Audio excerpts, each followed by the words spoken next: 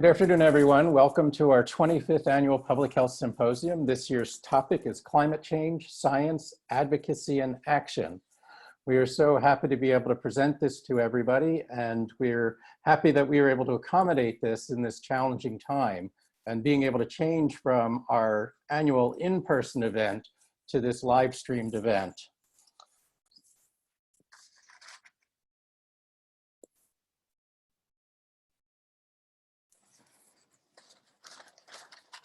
This week is National Public Health Week. Today started the 25th year that APHA has been sponsoring this week as National Public Health Week. And it's also the 25th year that Rutgers is holding National Public Health Week. We know the importance of the public health workforce and how they are on the front lines, protecting our cities, protecting our residents, and improving the health of our communities.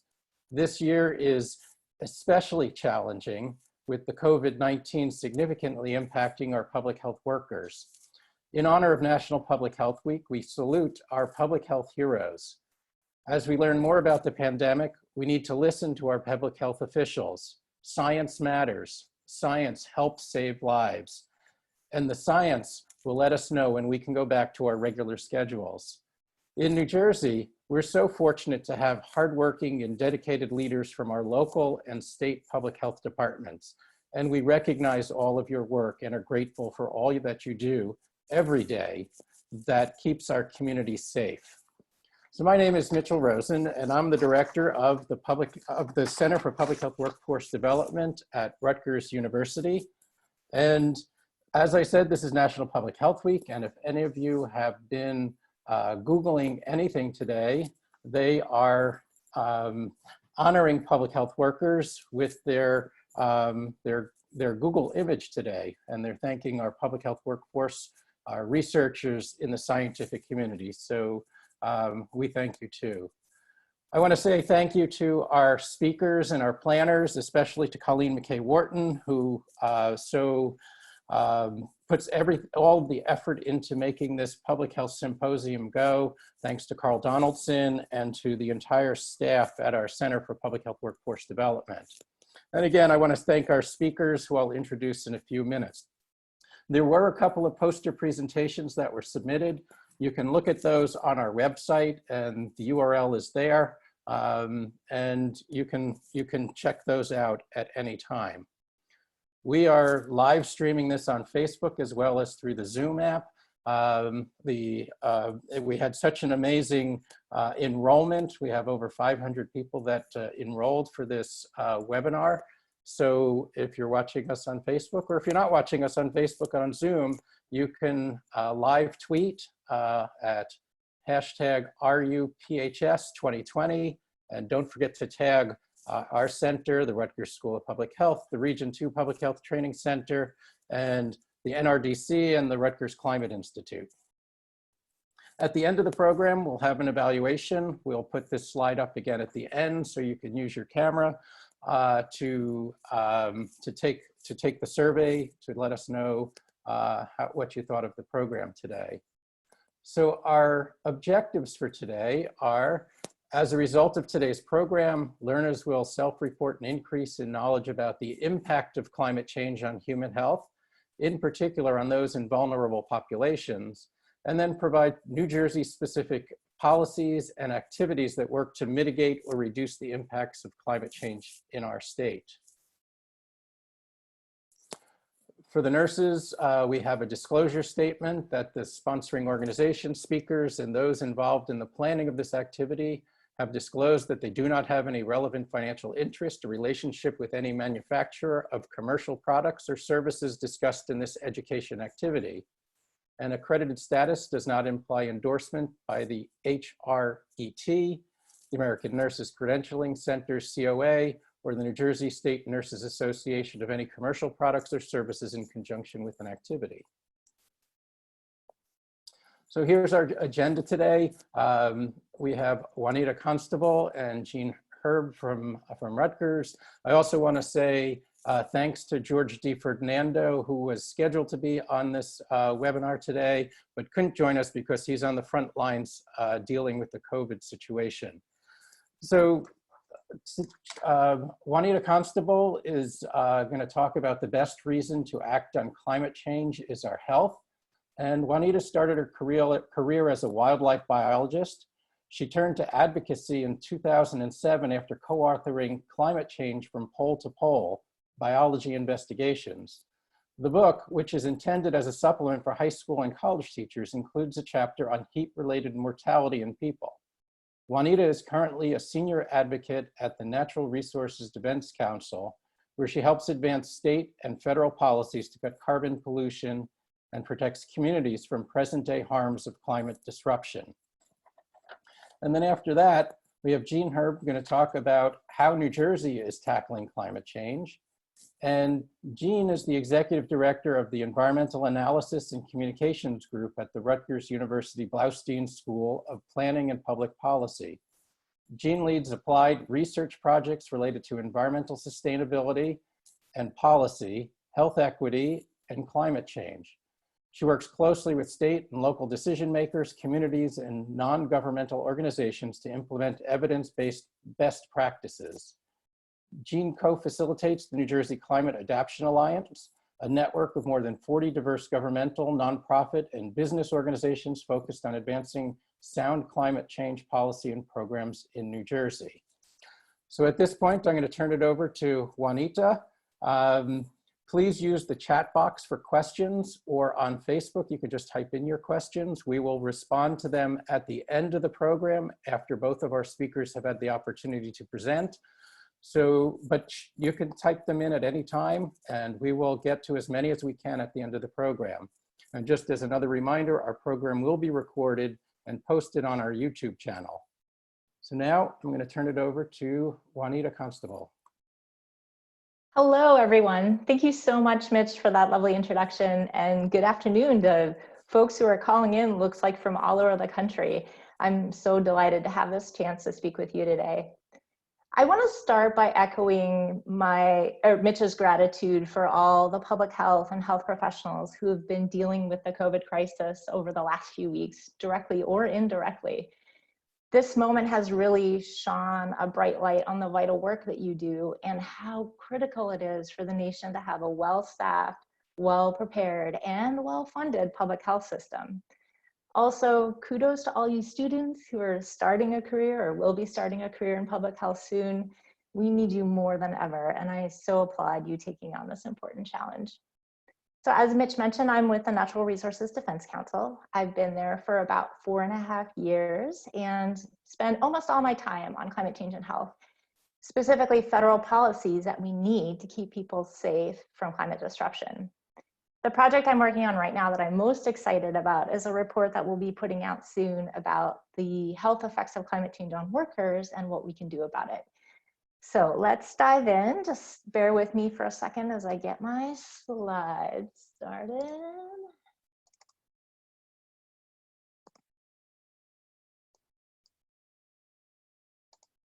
All right. So just in case folks aren't familiar with NRDC, we're going to turn off my video here. All right, never mind. So just in case folks aren't familiar with NRDC, we are one of the largest environmental nonprofits in the US. Over our 50-year history, we have worked to protect Earth's living things and natural systems using a combination of scientific, legal, communication, policy, and partnership expertise. We're currently at about 700 staff spread across 6 main offices, including in Beijing, China. Although, of course, right now our offices are all closed and everyone is working from their homes. Our work is grouped into 3 main program areas: healthy people and thriving communities, which tackles things like clean drinking water and safe housing; nature, which works on issues like endangered species and protecting the boreal forest; and climate and clean energy, which is my program, which is largely focused on action at all levels of government to clean up our energy and transportation systems. I am delighted that so many people are taking part in the symposium today because I think it reflects a growing realization of the many links between climate disruption and human health.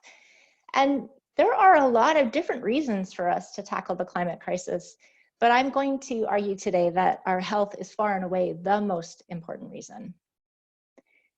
So our modern society and the way we operate within it really rests on thousands of years of relatively stable global climate conditions. But as average temperatures rise and we see more and more climate-fueled weather extremes, we're experiencing some serious challenges to many of the things we take for granted. For example, major hurricanes or floods can disrupt our transportation routes and local government services. Catastrophic wildfires can lead to outages in water, electricity, and communication networks. Extreme drought can severely damage crops, causing widespread job losses among farm workers and people who work in food processing plants. And climate disruption threatens our national security, including by damaging military equipment, reducing troop readiness, and exacerbating tensions in conflict zones. And then, of course, both climate-fueled extremes and more gradual changes in average temperature and rainfall can directly or indirectly cause a wide array of illnesses, injuries, and deaths. And I think one of the truths revealed by the current pandemic is that none of the rest of these things in the outer ring can fully function unless people are healthy and working. Of course, I really should have made the arrows point in both directions, because if people can't get sick and if they get sick and can't afford food or running water, they're bound to get sicker. Likewise, if there aren't enough utility workers to keep our electricity on, the health of many folks will suffer. So navigating through a climate-changed world will require us to bring our whole healthy selves, and also to protect those who might not have that option. So before we go any further, I want to acknowledge the fact that we are in the middle of a deeply scary and uncertain time. And over the next 35 minutes or so, I'm going to be dumping even more scary and uncertain stuff on top of you, just when you could probably use some comfort and optimism instead. But as I'm talking, I want you to hold on to the thought that we do have the power to change our current trajectory. My colleague Kim Knowlton sums that idea up so well with this quote, where she says, "We will not go quietly into a stupid future." So with that in mind, I'm going to be pausing periodically throughout the talk to ask you to reflect on these three questions. How might this affect my loved ones, community, or the people I serve? What are some possible solutions? And what do I need to take action? For this last question, use the broadest definition of action, because you may be at the very start of an action journey. For example, your first step might be to learn more about what's needed or possible. So the thing you need more of is information. Or maybe you have a germ of an idea, but it's not something you can accomplish on your own. So you need a network of people. Maybe you have a great solution in mind, you have people, but you lack political support or a legal mandate or funding, which is probably what a lot of folks in agencies face. So just to be clear, the answers to these questions are just for you. No one's going to ask you to turn them in, but maybe they'll trigger things you want to ask during today's Q&A, or maybe they'll be food for thought in the months to come. So I'm going to spend the bulk of this talk diving into specific ways in which climate change is already affecting our health now, with some implications for the future. We could do a whole course, a whole semester on this topic alone. So I'm just going to be giving you a subset of possible climate-related health threats. And we'll start with rising temperatures. Now, I actually have a confession to make. Part of the reason I work on climate change is that I really, really hate hot weather. More specifically, I hate running in hot, humid weather. I grew up in Canada, so I'm used to relatively cool and short summers. And then when I moved to the US, I started in California, where it definitely gets hot, but because the humidity is so low, the nights often stay nice and cool, particularly near the coast. But now I live in Virginia. This picture is actually from just across the Potomac in DC, where summer nights feel like a warm bathtub. So even though I do most of my running before dawn, I find it too darn hot. And I keep thinking, I'm such a wimp. When am I ever going to get used to the weather here? But the fact is, the goalpost keeps moving on me. This graph shows the number of nights at Dulles International Airport, which is about 20 minutes from where I live, with a minimum temperature of 70 degrees or more from 1970 through 2019. And despite year-to-year variation since 1970, you can see the overall trend line is up. This yellow highlighted section on the right-hand side represents the time that I've lived in Virginia. And you can see that most years we've had more than 5 weeks worth of 70 degrees nights. Now, minimum temperatures are only one metric of how temperatures are changing in the United States. Across the country, we're also seeing more frequent and intense maximum temperatures. We're seeing longer heat waves, which are multi-day stretches of hot days. And summer-like weather is also starting earlier in the year and ending later in the year. Now, part of the reason I'm not a fan of running in hot and sticky weather is because it makes such a mess. When I get back from a run, I literally leave pools of sweat across my hardwood floors. My husband doesn't come anywhere near me. The amount of laundry is just insane. But heat is, of course, a lot more than a housekeeping issue. It can also be a matter of life and death if I go out without enough hydration or I work too hard out by myself. Extreme heat can actually affect every major organ of the body, especially during exercise. So that puts my health at risk, particularly now that I'm well into middle age. And in fact, a recent analysis found 27 different pathways by which heat can kill a person, including stroke, heart attack, and liver and kidney damage. Extreme heat can even cause one's gut lining to start leaking, potentially leading to conditions such as sepsis. Now, one of the populations most vulnerable to extreme heat are folks that work outside, such as farm workers and construction workers. But people who work inside without sufficient cooling, such as warehouse workers, are also disproportionately affected by heat. These stats are from the Bureau of Labor Statistics, and they only pertain to heat-related illnesses and deaths on the job. So these are occupationally related. So from 1992 to 2016, there were more than 780 heat deaths on the job in the US and about 70,000 non-fatal heat illnesses and injuries. But it's really important to recognize that these are conservative estimates. For one thing, a lot of heat-related illnesses go unrecognized precisely because they look like something else. For example, if someone dies of a heart attack on a really hot day, their death may be attributed to the heart attack rather than heat, even though heat was the trigger. Furthermore, workers often don't report mild heat symptoms because of things like their workplace culture, or maybe because they fear retaliation from their employers.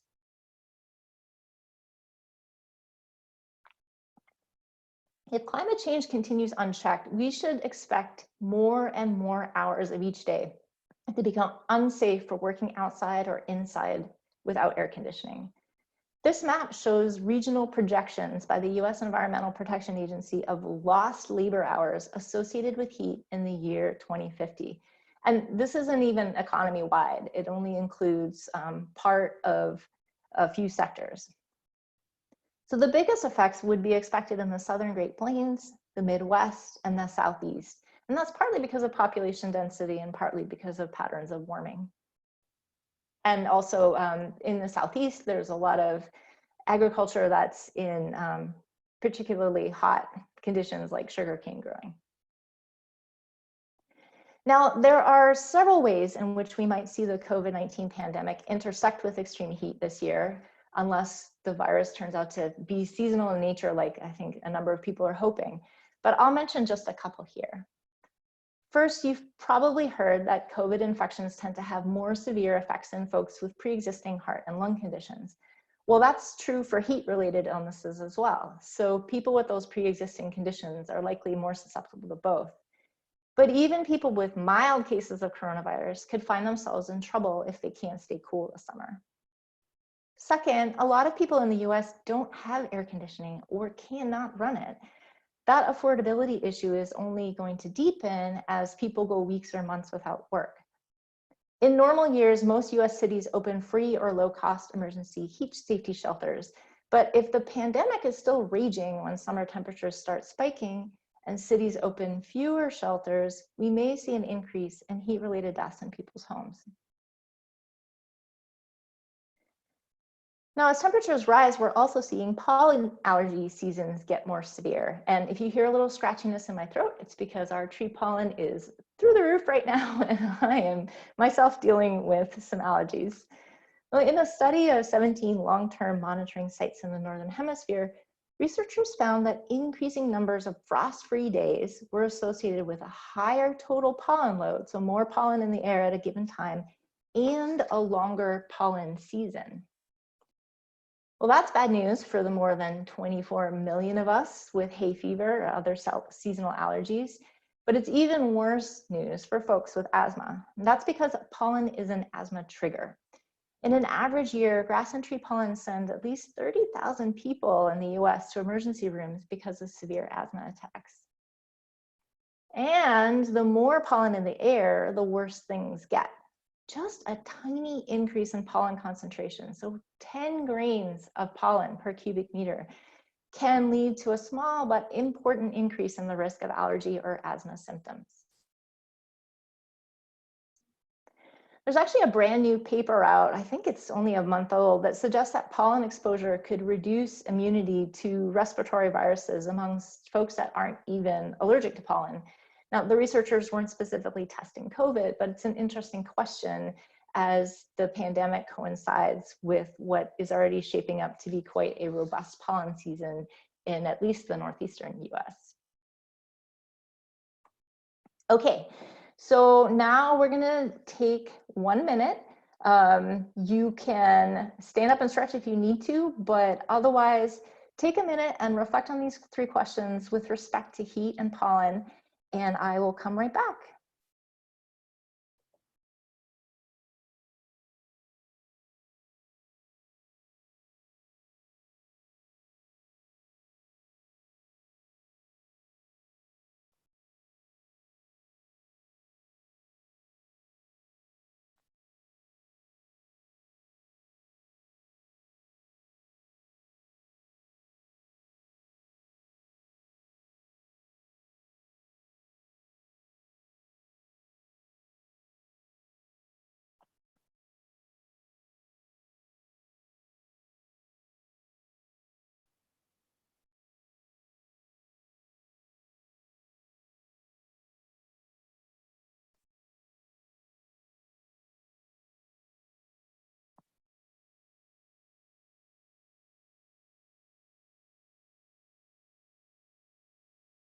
All right, if I could get everyone's attention again.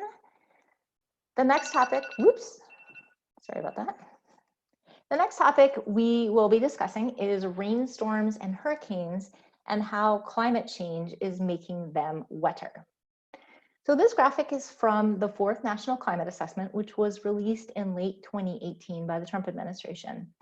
The bubbles show the regional change in total annual precipitation falling in the most extreme events from 1958 to 2016. So the total amount of rain in the heaviest 1% of events. As you can see from the map, almost all these numbers are in the positive range. So that means every region, or nearly every region in the country, has shifted toward more extreme rainfall over the last 6 decades, with the largest changes in the Midwest and in the Northeast. That's partly because as the atmosphere warms, it can hold more water vapor. So imagine squeezing out a damp sponge versus squeezing out a soaked sponge. Now, changes in tropical storms and hurricanes are a little harder to detect because those storms happen less frequently than, say, a summer rainstorm. However, in just the last couple of years, we have seen one major system break rainfall and flooding records after another. In 2017, Hurricane Harvey became the wettest hurricane in US history. That same year, Hurricane Irma caused record flooding in northern Florida, although that was actually a combination of rainfall and storm surge, which is driven by wind.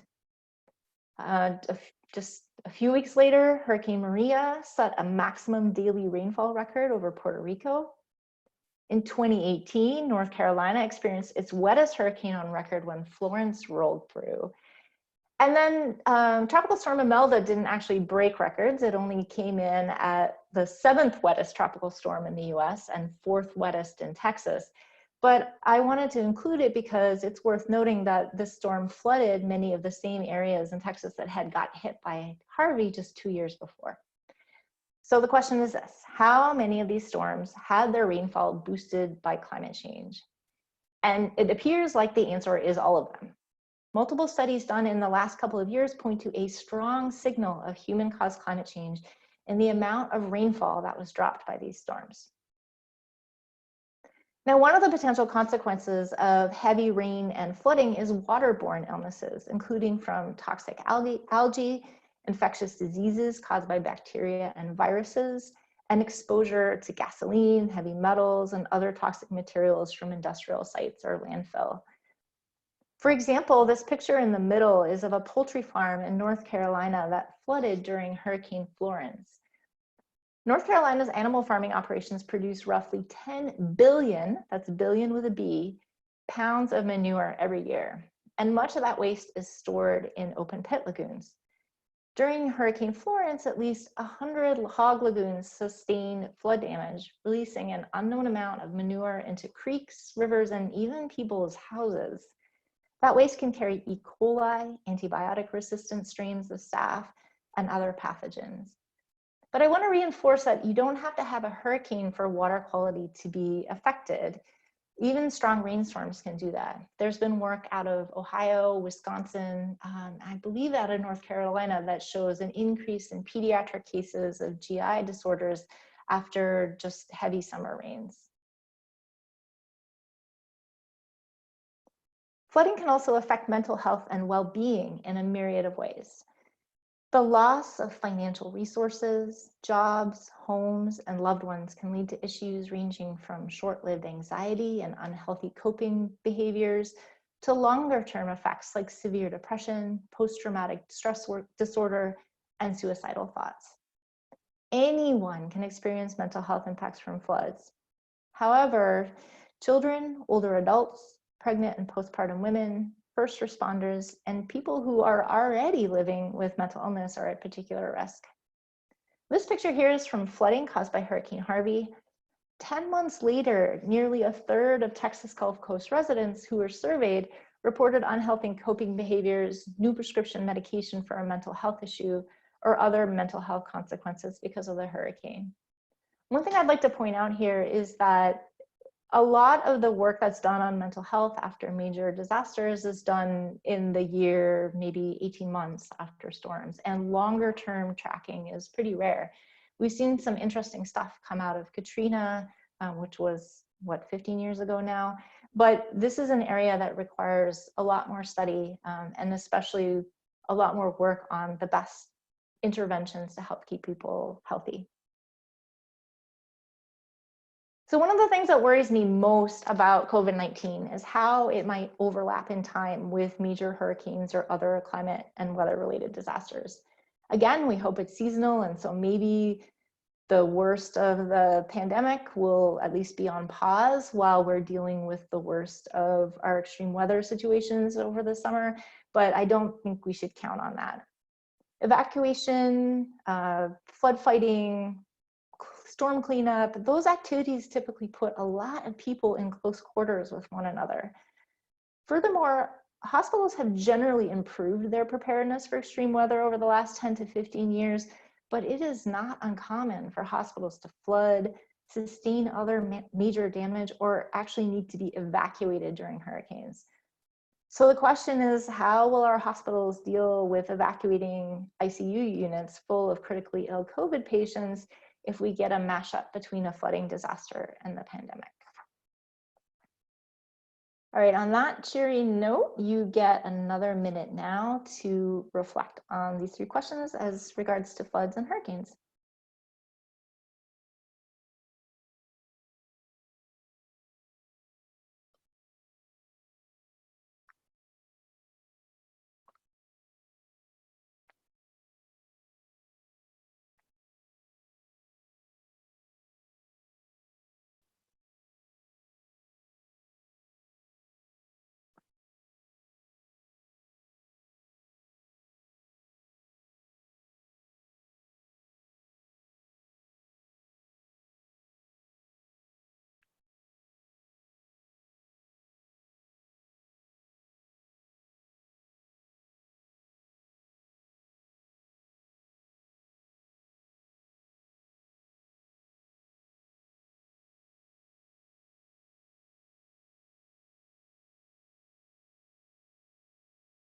Great, come on back.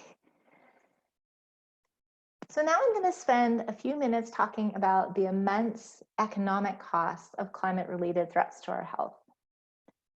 So decision makers often use cost-benefit analysis to decide between different policy or program alternatives, or even just to figure out where to direct investments.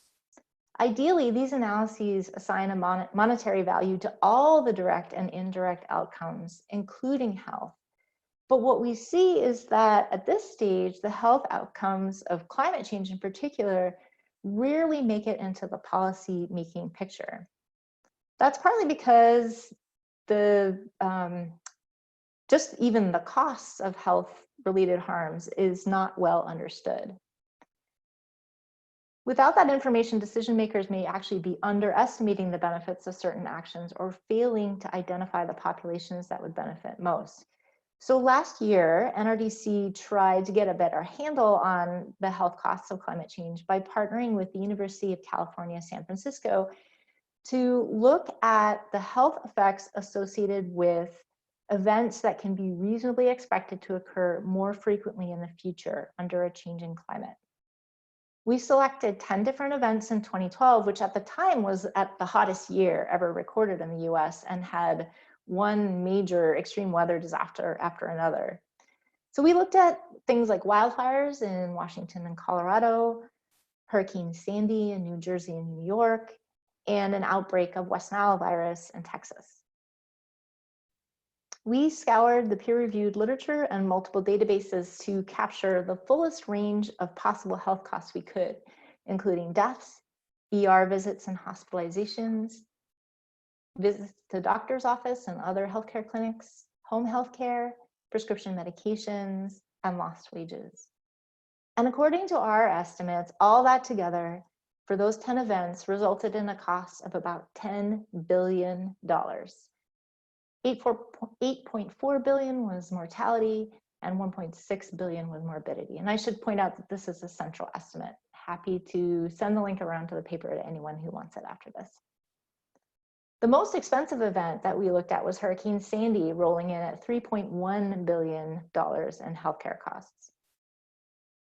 Now, when we looked more closely at the injury and illness costs, so not the deaths, we found that about 2/3 of those costs were borne by Medicare and Medicaid patients. This finding adds to the body of evidence suggesting that older adults and low-income people are among those most vulnerable to the health effects of climate disruption. And it also highlights how climate change will add economic stress to people who are already struggling to make ends meet. In recent years, more than half of US adults reported financial hardship related to medical costs. Just in general, these aren't climate-related costs, and having to make decisions like delaying or foregoing treatment because of those high costs. So that finding is a perfect segue to my next point, that climate change really amplifies existing health inequities. So for the purposes of this talk, I'm only going to cover one tiny angle of how climate change intersects with structural racism. But bear in mind that there are also intersections between climate change and gender inequality, ableism, income inequality, and more.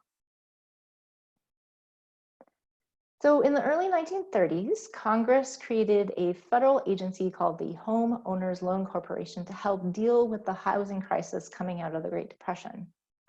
The agency created maps of most major American cities that were hypothetically supposed to evaluate mortgage lending risk. And each city had areas that were graded in one of these 4 ways.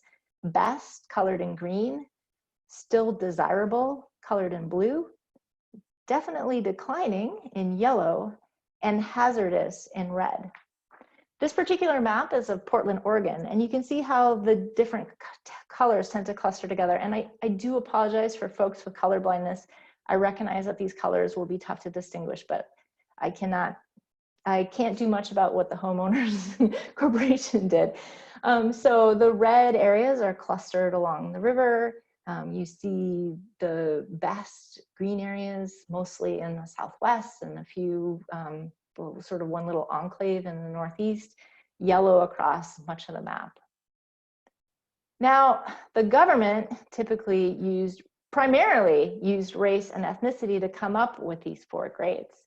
If you look at the text descriptions for each of these neighborhoods, the red line neighborhoods, the ones shaded in red, you'll see repeated mentions of the phrase subversive races. The upshot is that red shaded areas were mostly people of color and immigrants, and the areas considered best were overwhelmingly non-Hispanic whites with higher incomes. Now, in an analysis published earlier this year, it turns out that neighborhoods that were redlined in the 1930s are consistently hotter on average now than areas that had been considered best. In Portland, for example, redlined areas averaged nearly 13 degrees Fahrenheit higher than the green areas. That's because over the years, industrial sites, big parking lots, major roads and railways, they were all disproportionately built in neighborhoods of color. The combination of all these heat absorbing surfaces and a lack of green space create an intensified version of what's known as the urban heat island effect, which then interacts with climate change to make those areas even hotter. And it's not just Portland that shows this pattern. Those same researchers looked at 108 cities and on average found that redlined areas were nearly 5 degrees hotter than the areas considered best. Now, you might ask yourself, okay, but redlined areas used to be majority people of color, non-redlined areas used to be majority white. Is that still true today? And the answer is largely yes. Based on 2010 census data, more than 85% of areas considered best in 1938 are still majority non-Hispanic white today. And nearly 2/3 of areas considered hazardous in 1938 are majority people of color today. That means that people of color disproportionately live in the hottest parts of cities and will be most vulnerable to rising temperatures associated with climate change. All right, this is your last reflection period. So you have 1 minute and then we'll get into the home stretch.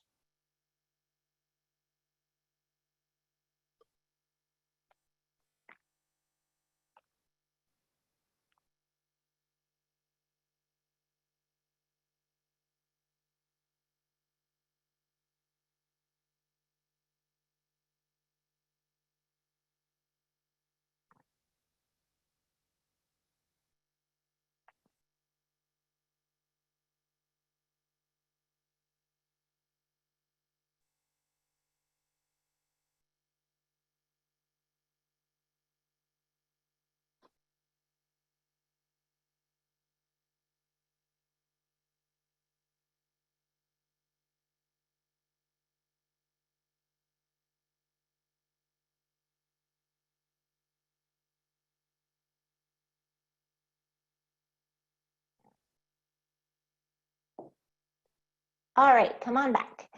So Jeanne, our next speaker, will be talking in more detail about the climate action that's already happening in New Jersey. So consider what I'm about to say is a very high level overview of where we are now and where we need to be. To tackle the health threat of climate change, we need to do 2 main things. First, we need to slash the pollution, actually really eliminate the pollution causing climate change. Without taking that step, temperatures will continue to rise, as will the many other physical manifestations of a climate disrupted world. Second, we need to engage in something called climate adaptation. Climate adaptation encompasses a wide array of actions that help people and nature cope with the present day harms of climate disruption and minimize future harms.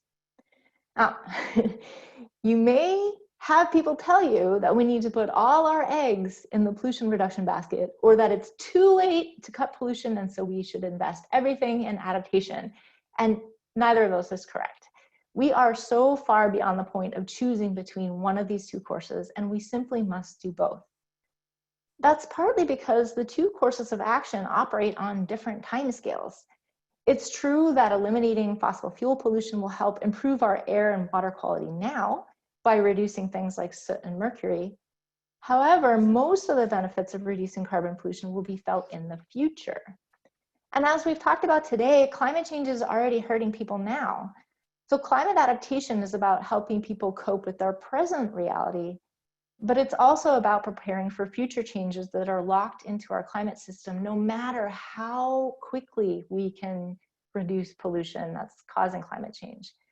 That's because the greenhouse gases in our atmosphere stick around for hundreds to thousands of years. So we're stuck with at least some climate hazards for a long time to come. And unfortunately, we're not at all on the right track right now when it comes to reducing emissions. This is a kind of a complicated graph, but I really only want you to focus on the blue bar in the middle and the yellow and green bars at the bottom. So this shows projected global temperatures based on the current policies in place in all the nations in the world to cut climate changing pollution, and also their pledges, basically their promises for future action.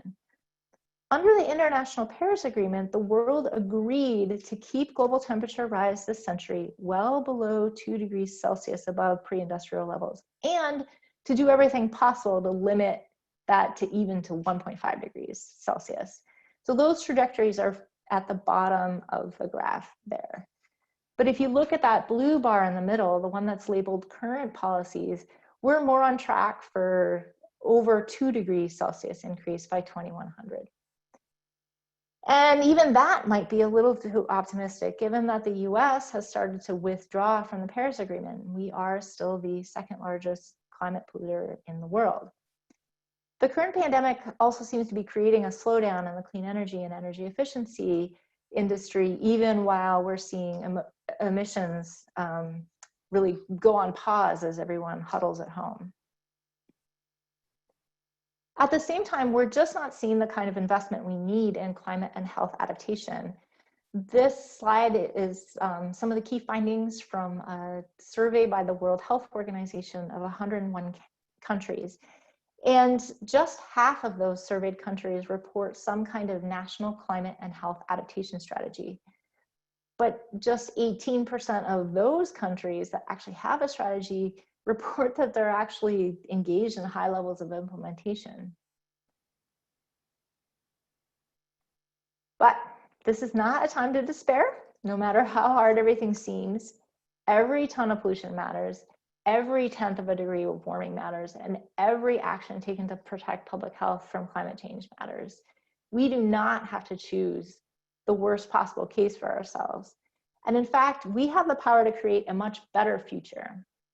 So to close us out, I'm actually going to leave you with the words of my boss, Jeanne McCarthy. She was the former EPA administrator, and now she is NRDC's president. And she was answering the question in front of a House committee hearing, what does it look like if we succeed? It looks cleaner, safer, healthier, and more prosperous. It looks like workers returning safely home at the end of their shift. It looks like shady, tree-lined neighborhoods with clean, breathable air and drinkable water. It looks like diverse options for clean transportation that get people where they need to go on time. And it looks like a family sitting down to a table with enough good food to go around without worrying about paying their medical bills or packing for yet another evacuation to get out of harm's way. So with that note from Jeanne, really all comes back down to our health. And I think that's why we need to work on climate change. So thank you so much for your attention today. I'm really looking forward to your questions later on, and I hope everyone stays safe and healthy. Thank you so much, Juanita, for that incredibly informative and information-packed presentation. It was really, really good. So everybody, please, if you've got questions, please put them in the chat box. I've been following those, and we'll be talking about them and asking the questions later. But now we're going to turn it over to Jeanne Herb from Rutgers University. Go ahead, Jeanne. You can unmute and... Well, unmute. Thank you. Thanks so much. Hi, everyone. I am so happy to be joining all of you today. And thanks so much to Mitch and to Colleen, who's behind the scenes and is helping to organize this really terrific discussion. I also want to give a shout out to all the students who are participating today. I'm so pleased that there's so many of you here, and I hope that some of the things that both Juanita and I are talking about today will inspire you to be excited about the careers that you're about to launch, because I think that starting a career in public health, it's a really exciting time. And while we might be living in times that might feel a little bit scary, I want you to know that it's a time that's really exciting, because there's some tremendous opportunities for you to be able to work with leaders in all sorts of other sectors. So whether that's transportation or environment or housing, to be able to address some of the biggest challenges that are facing our health. My background is in environment and not health at all. And so much of what I'll be talking to you about today comes from my experience in working on the environment, but working with public health leaders, including people like Jeanne McCarthy and others. So I also want to give a shout out to lots of folks from New Jersey, and I see lots and lots of names on the chat box of people I know. So hello, friends. It's really nice to see everyone here. So thanks very much. And let's just jump right in. So let's see. And happy to take questions as we get to the end. So I'm going to be covering 5 topics. I'm going to talk to you a little bit about some resources available through Rutgers University. I'm going to talk to you about some cross-sector work here in New Jersey, but that's relevant even outside of New Jersey. So if you're not here in New Jersey, please stay on the webinar, because the things I'm going to be talking to you about today are relevant outside of New Jersey. And my guess is that the kind of work that's happening here in New Jersey is likely happening in your state as well. I'm going to talk to you about some work happening here in New Jersey regarding climate change and health equity. And then I'll give you a quick glimpse into some new resources available in New Jersey. And then I'm going to highlight some current policies here in New Jersey. So just to scaffold on some of the presentation from Juanita, when I think about, it can be very daunting to think about climate science. And so when I typically talk to folks here in New Jersey, I tell them to focus on 3 things with regard to climate science in terms of impacts in New Jersey. I tell them to think about that the biggest impacts that we will see here in New Jersey from changing climate conditions is an overall increase in temperatures, just a base increase in temperature, with an increase in the number of high heat days. The second is that an expectation that we'll see heavier rains, more intense or more torrential rains, with dry spells becoming more frequent. That's different than if I said that we're going to see more frequent rains. So what this means is that for the rains that we get, they'll be more torrential with longer dry spells in between. What that equates to is more flooding, okay? Because as we get rain, it's going to be more torrential, which means that our land will not be able to absorb it. And then third is, because we are a coastal state and because we're in the mid-Atlantic and our land is subsiding, we will see rising sea levels greater than other parts of the globe. And as a result, we will see sunny day flooding or nuisance flooding, tidal flooding, as well as increased flooding during extreme weather events. So 1, 2, 3, 1, 2, 3, 1, 2, 3, very easy to focus on those 3 effects. And so when you think about health, you can connect from those 3 impacts. So the 3 things that I want to talk to you about in terms of kind of the 3 hats that I wear is, first, I'll talk to you a little bit about the school that I'm at Rutgers, the Bloustein School, and 2 particular resources that are available to you here in New Jersey. Second is I'll talk to you about a cross-sector alliance here in New Jersey, the New Jersey Climate Change Alliance, and then I'll talk to you about some new resources from the New Jersey Climate Change Resource Center, which is the result of a new law that was signed by Governor Murphy in January. So in terms of some resources here at Rutgers University, don't go any farther than these two resources that are available to you now. So on the left-hand side of the screen is a link to what's called the Rutgers Climate Institute. So this is a virtual institute.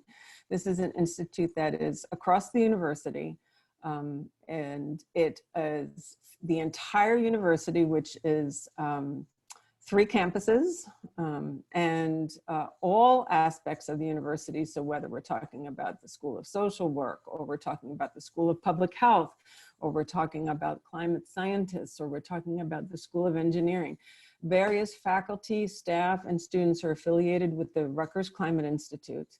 And their work is global, and their work is local.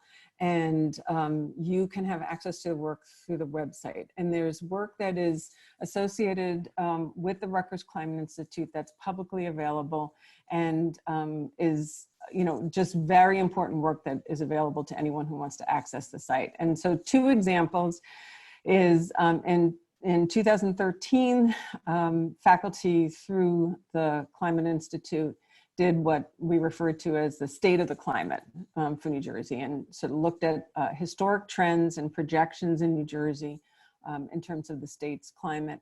That is currently being updated. So I'd say by the time we get to the summer, that work will be updated and it'll be on the website.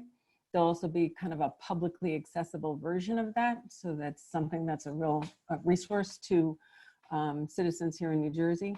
Another example is the report that's on the right side, which is work that we released just in December, which is where we convened a panel of scientists to provide projections, the latest projections in terms of sea level rise for New Jersey, which we also then have lots and lots of tools where you can go on to interactive mapping websites and be able to look up your coastal town and look at what is projected for your town in future years, 2030, 2050, 2070, 2100, based on the most recent science. And so again, lots and lots of examples of products that are like that, that are made for decision makers and public health officers, state agencies, local governments are the kinds of audiences that we look to support. On the right is the Office of the New Jersey State Climatologist, is another resource, which is an office that's housed at Rutgers, at the State University, which provides current conditions, current weather conditions and forecasts, and then also routine weather tracking, which is where you can go on and look up, you know, what was the weather on my birthday, on the day that I was born, and also just really looking at, you know, what's the weather expected to be next week. So tremendous resources for you. So the second kind of hat that I wear is I help to facilitate this cross-sector alliance. It's called the New Jersey Climate Change Alliance. This is a really interesting collaboration. The alliance was formed in 2011. The alliance is a collaboration of about 50, almost 60 organizations. It came together after a conference, actually where Kim Knowlton, Juanita's colleague from NRDC, spoke, and we came together to talk about what were the impacts of climate change on New Jersey's economy, on the health in New Jersey, on natural resources in New Jersey, on populations in New Jersey, on infrastructure in New Jersey. And what resulted from this conversation, and this was before Hurricane Sandy, what came out of this discussion was that the participants in the meeting decided that we would form a network of organizations. And so whether that was organizations that were public health leaders, or organizations that were utilities, or organizations that were transportation planners, or organizations that were conservation groups, or organizations that were businesses, or environmental leaders who came together and said they would work together to advance science-informed climate action for New Jersey. And they asked the university to kind of be the facilitators of the alliance. So it's a very interesting model in that it's a group of citizens that lead organizations that came together that asked the university to essentially facilitate its work. So it's been a very interesting experience. The work that the group does is it's research-based, and some of the products that I put up here is the group has done a lot of very dedicated work focused on public health, which is why I'm bringing this to your attention. And I'll point you to its website as well, because there's a tremendous amount of resources that has come as a result of the work of the Alliance. So on the left side is a report that was done by this group that was led by George DiFernando, who would have been our third panelist today.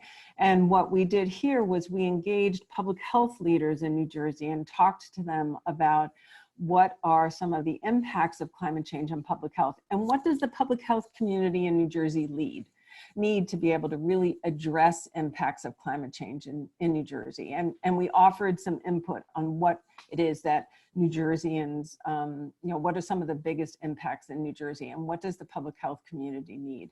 We also did a survey of local public health officers in partnership with the New Jersey Association of County and City Health Officials to understand what do public health officers need.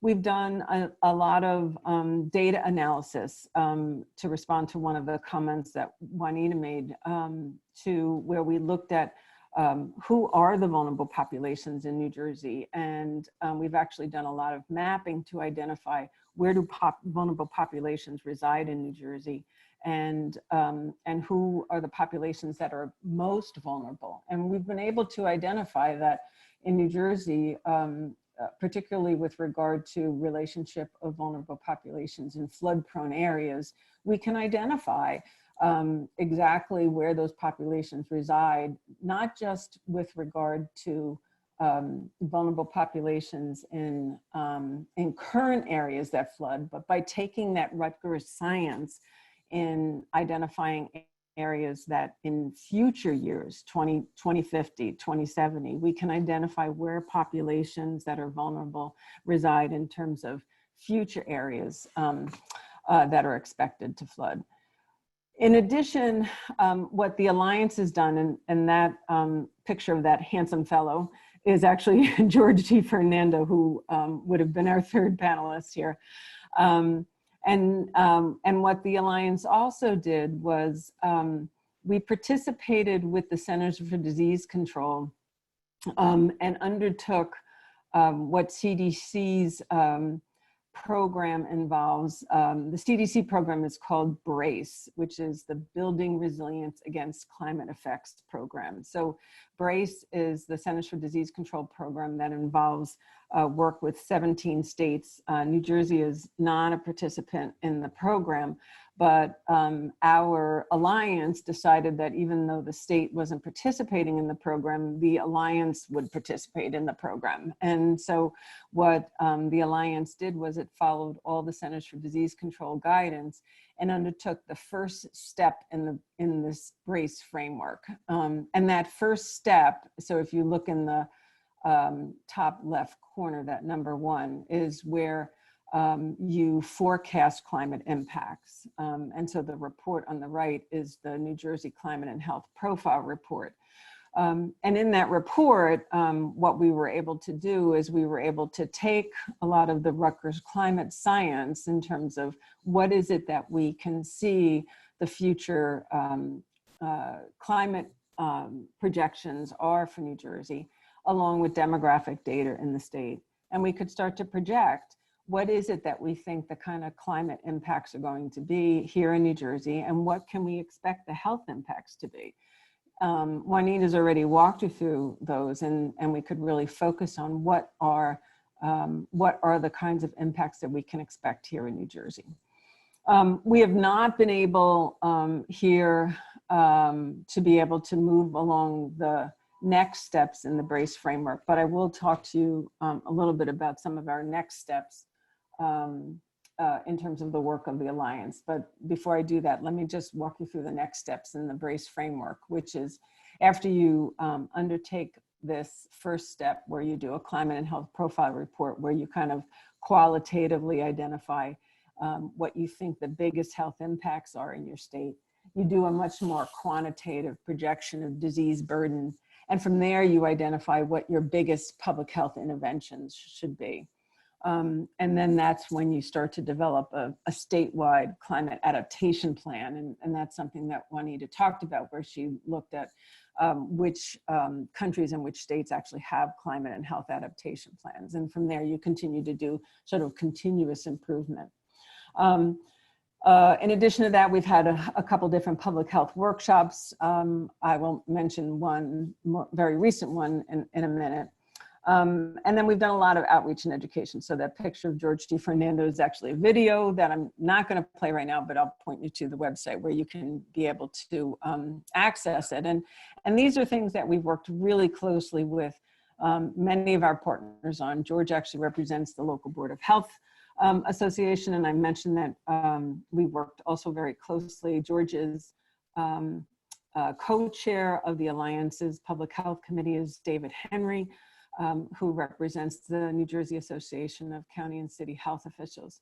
And all that work is actually, we're really proud that the Alliance is the 2017 Public Health Advocates of the Year award from the New Jersey Local Boards of Health Association. So all of this has really positioned the state in terms of having a good foundation for the work that we do. I also really want to note, and I guess this is a little bit of a shout out to our students as we think about opportunities for leadership in New Jersey. And I want to thank Colette Lamoth-Gillette, who at the time that we were doing this work was at the State Department of Health. And since then she had moved on to the Nicholson Foundation. And Colette really was able to bring a lot of leadership to the work that we did as part of the development of the Climate and Health Profile Report. And we want to honor Colette's leadership. And for students, we would point you to her grace and integrity and commitment as a real leader in public health in New Jersey. And we know that today Governor Murphy honored her in his 2 o'clock discussions today on the coronavirus, and we will miss her tremendously. So as much of the work of the Alliance has focused on, has had a very strong focus with regard to public health in looking at health equity. And so the slide that you see in front of you, the circle in the middle are kind of the 3 biggest impacts of climate change here in New Jersey, as we mentioned: sea level rise, temperature, and precipitation. And so the rectangles that come out from them are the impacts from them, right? So as I mentioned, overall increase in temperature, heavier rains means that we have increased flooding. We'll have more coastal flooding as a result of extreme weather events, increased sunny day flooding, and then higher heat days, right? So these are the impacts that we're expecting in New Jersey. And then out from that, so these are our kind of ripple effects, right? What is it that we can expect the impacts to be? And this is just a list that I kind of brainstormed in a matter of, I don't know, 10 minutes, right? This is not a hard thing to do as we start to think about you know, what are the impacts that come from a high heat day or that come from increased flooding. So we see, you know, lost school days. We see an increase in vector-borne disease. We see increases in mold as a result of flooding or, you know, extreme weather events. We see a greater burden on critical facilities. We see increased drought as a result of those longer stretches of dry periods. We see increased trauma as a result of extreme weather events. We see greater pressure on our built infrastructure, on roads, bridges, and tunnels. We see impacts on water quality as well as water quantity. We see algal blooms. So when we start to list out all these kinds of impacts, a lot of the work that the Alliance has been focused on then is then asking three questions, right? And the questions become, who's affected and why? And then really, who controls the decisions about the solutions?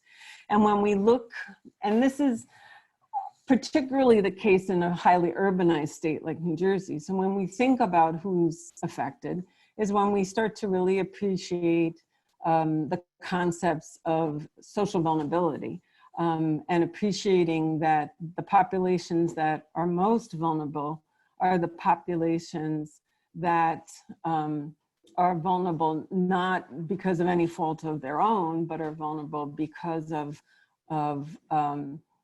historic under investment in their communities, because of historic social racism, because of having lack of involvement, or because of being disenfranchised in terms of political processes. And so a lot of what we've also been spending time about is looking at the decision-making process and engaging those populations more in decision-making processes to be able to expand the democratic process, quite frankly, to be able to bring these populations, socially vulnerable populations, into the ability for them to have a voice into decision-making. This quote in the top, I wish it was mine, but it's not. It's from a report from the Kresge Foundation and Island Press. But I just think it's so elegant. In a world of rising inequality, risks and opportunities are not equally shared. And I use that quote because it really captures some things that we found as a result of a project that we're involved in through wearing my Rutgers University hat, not my Climate Alliance hat. And in this project, what we're doing is we're spending some time working with the New Jersey Department of Environmental Protection to look at how do we better engage socially vulnerable populations in climate resilience planning. And one of the things that we did as part of this project was we spent a lot of time listening and talking to residents as well as to the organizations that represent and work closely with residents that are most affected by changing climate conditions. And that includes residents that have compromised health, that includes residents that are older, that includes residents that are people of color, that includes residents that are lower income, that includes residents that are socially isolated. This list of 6 items are some of the things that we heard over and over again. And I feel that they really sort of represent that, that larger quote of, in a world of rising inequality, risks and opportunities are not equally shared. So the first thing we heard is that underlying social inequities are the biggest hurdle to achieving resilience. So the concept that inequalities are the biggest challenge to being resilient. So it's not Resilience is not, you know, it's not elusive because of not being able to want to be resilient. It's because of not being able to overcome day-to-day challenges that a family might face, and that the inequalities that a family might face on a day-to-day basis are truly the biggest hurdles to overcoming impacts from climate change, and that climate change impacts are an exacerbator of existing inequalities. The second is that the populations that are most affected by climate change are disenfranchised from political decision making, political, small p, political meaning the democratic process, and lack a seat at the table. The third is that there's a perception among the populations that we talk to and the organizations that provide services to them, that resources that provide services to them and that provide resilience, climate resilience services to them are inequitably distributed. And in particular, the critique that we heard was that for communities that are with limited capacity, it's difficult to pursue funds when there is limited capacity, and that there's a need for those communities that have limited capacity to have support to be able to get capacity. So when you don't have capacity, it's hard to get capacity. The fourth thing that we heard over and over again is that government has a role to play, but communities need to lead. Communities need to lead in terms of knowing their community the best and knowing that they can identify how to best ensure their resilience. The fifth is that the populations that are most affected by changing climate conditions contribute least to its causes, that the populations that are in harm's way most likely don't drive gas guzzling cars or have big, huge homes that have big electric bills.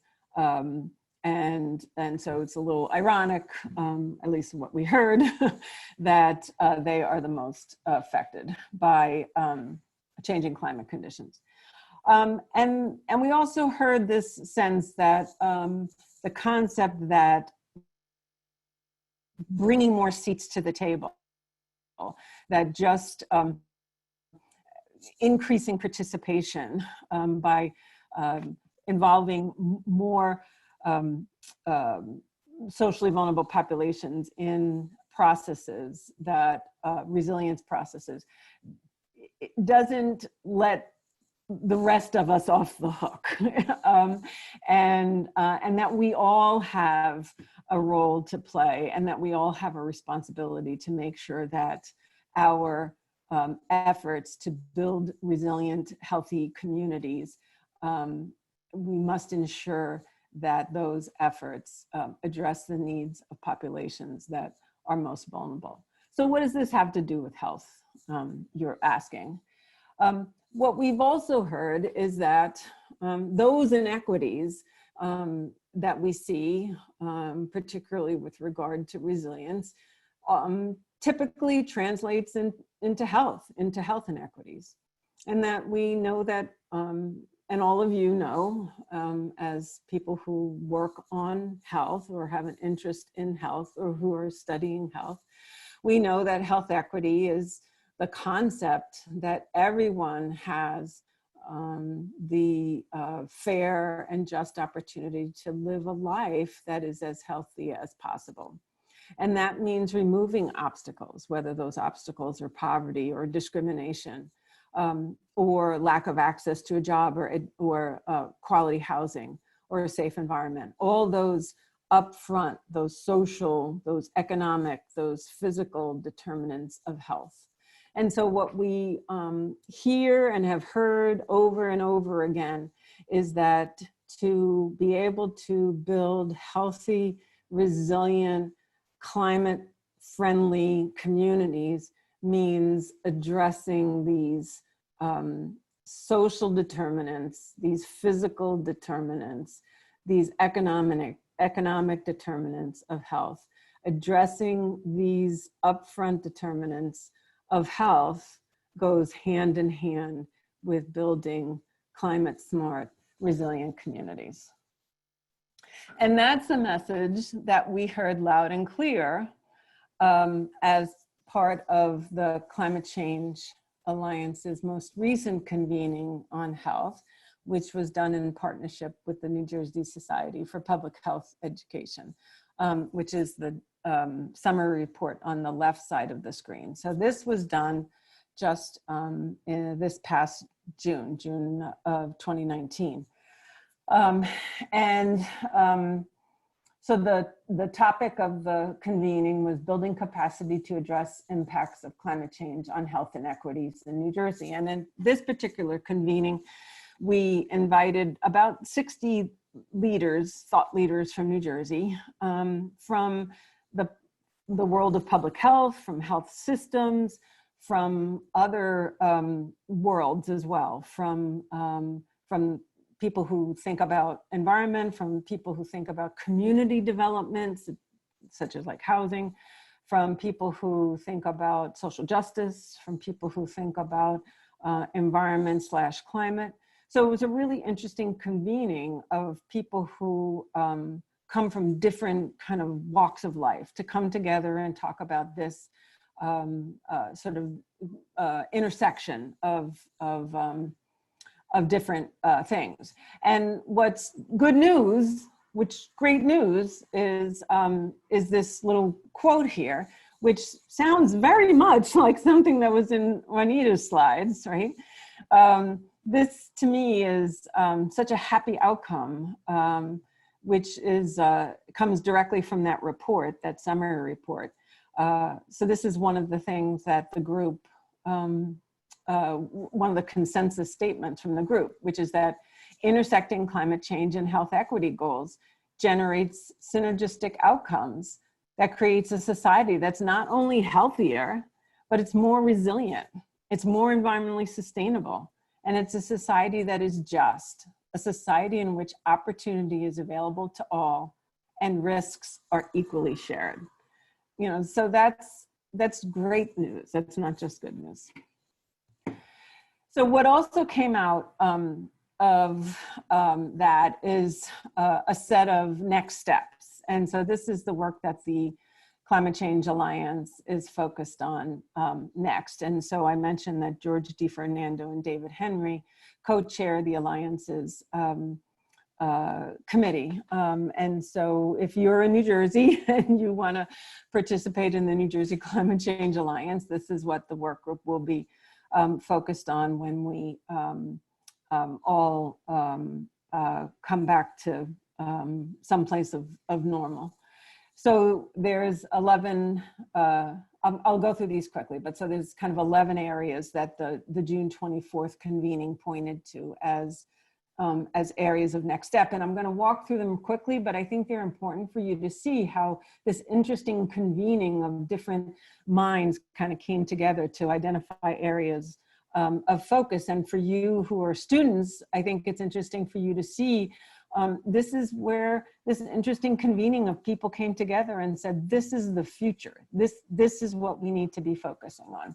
So, so number one is assessing the impact of state climate policy on health equity. So what this means is that as our state undertakes aggressive climate actions, and in a couple of minutes, I'll talk to you a little bit about some of the state's policies.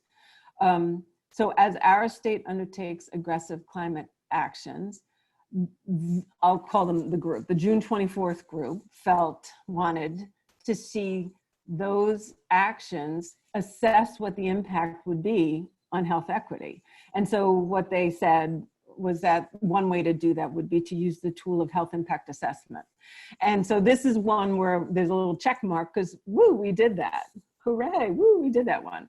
We actually did, in partnership with a number of the public health groups here in New Jersey, the Public Health Association, the New Jersey SOFI, and JACHO, all worked together and did a rapid health impact assessment on the draft New Jersey Energy Master Plan. And all of these things have links to those documents. The second thing that the group wanted was to use a health in all policies approach to multi-sector climate policy. So the concept here is that as state and local decision makers look at advancing actions on transportation and climate change, you know, should we pursue different fuels to reduce carbon emissions? Should we be more aggressive on energy efficiency? Should we be more aggressive on offshore wind?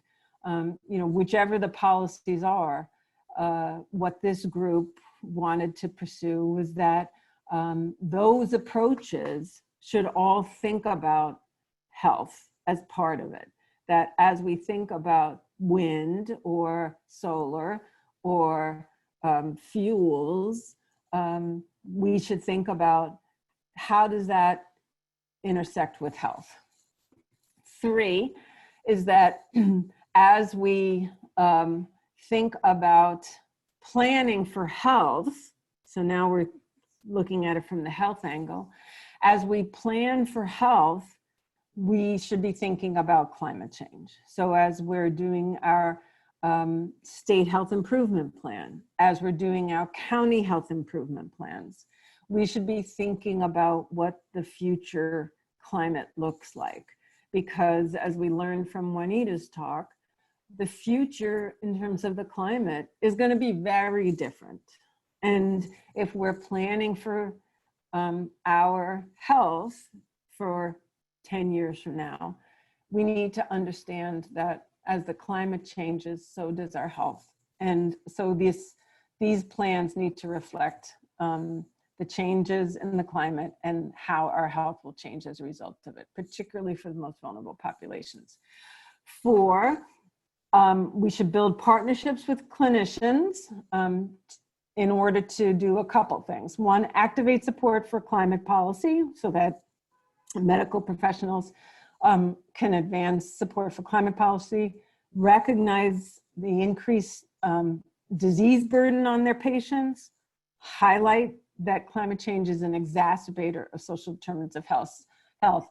Basically, what the June 24th group pointed to is that it's important for clinicians to be a voice, an active voice, and pointing to climate as an impact on their patients.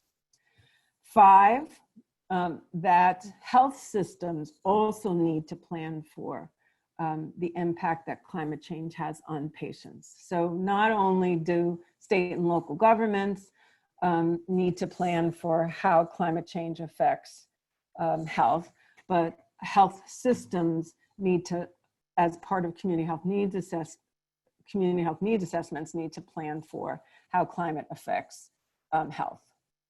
And 6, for all you students, that we need to plan for preparing our students, our next generation of public health professionals, to think about in ways, to have our students think in ways that are transformative, to think outside the box, to think, to have our public health professionals of tomorrow to understand systems and to understand that transportation is health and that housing is health and that environment is health, and to think beyond just public health as health.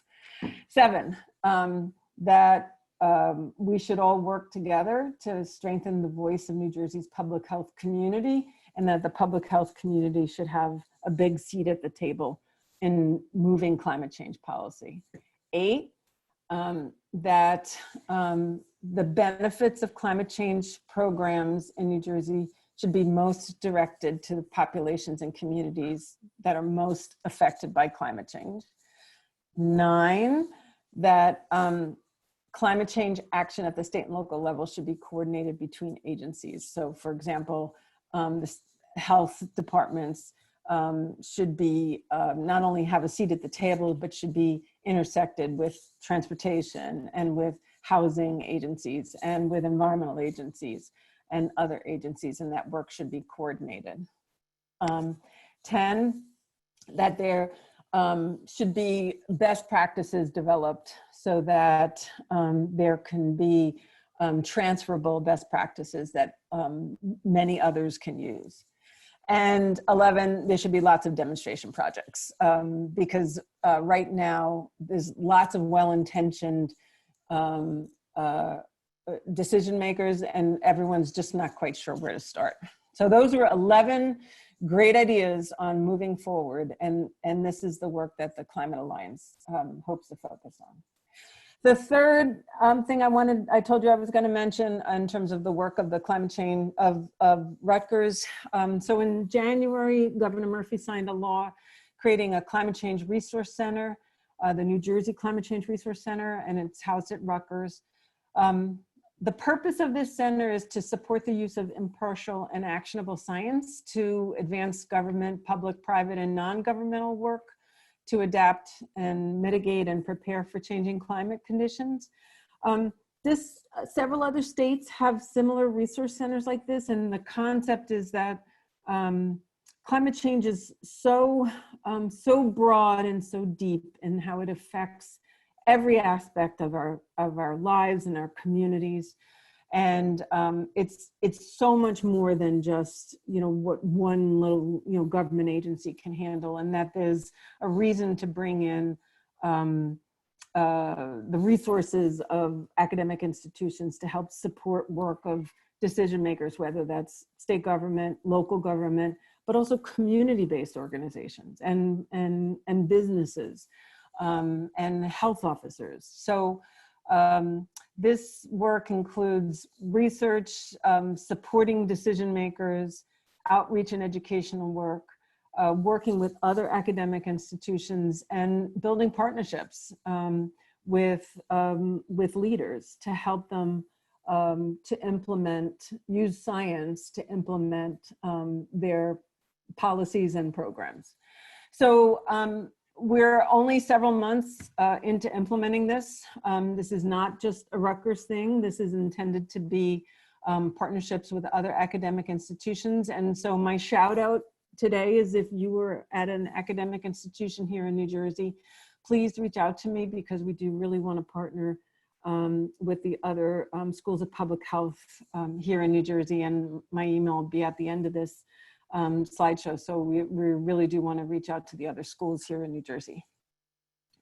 Okay, so before I close, I'm going to highlight 4 particular policies here in New Jersey that really kind of reflect some of these important aspects of climate change and health, particularly climate change and health equity that both Juanita and I spoke about. So I'm gonna point to Governor Murphy's, 3 of Governor Murphy's executive orders, Executive Order 7, 89, 100, and then some provisions in the State Energy Master Plan. And then from there, we're gonna open it up for questions. So let me just jump into these 4 particular policies.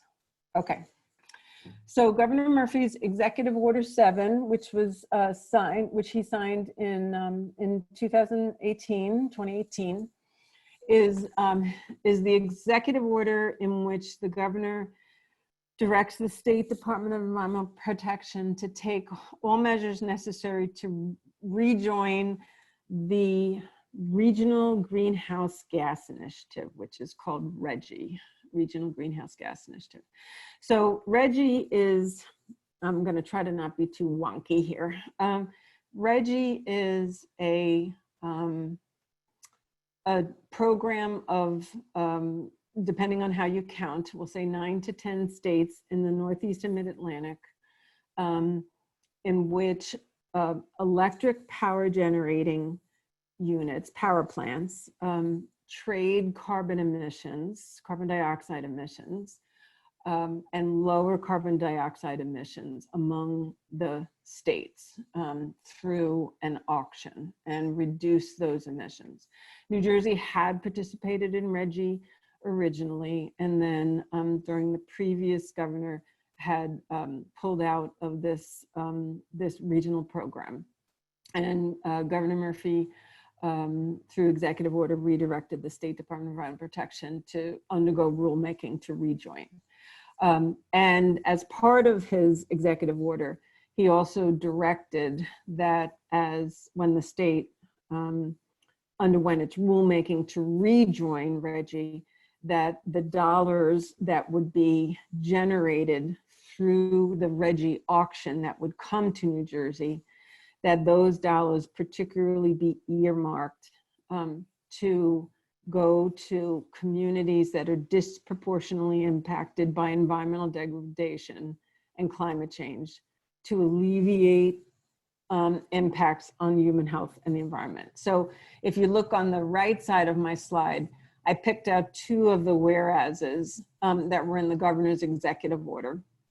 And I'll show you with my little cursor here.